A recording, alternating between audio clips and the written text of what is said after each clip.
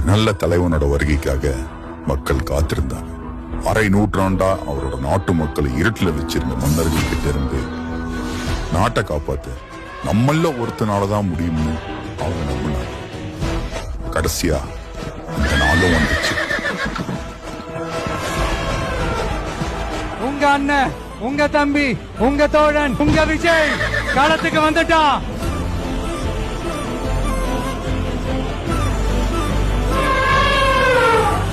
இங்க யாரு மேல யாரு கீழே அப்படின்ற பாகுபாடெல்லாம் எப்போ நம்ம பார்க்க போறதே இல்ல. நம்மளை பொறுத்த வரைக்கும் நம்ம எல்லாருமே ஒண்ணுதான், நம்ம எல்லாருமே சமம் தான். அதனால என் நெஞ்சில் குடி இருக்கும்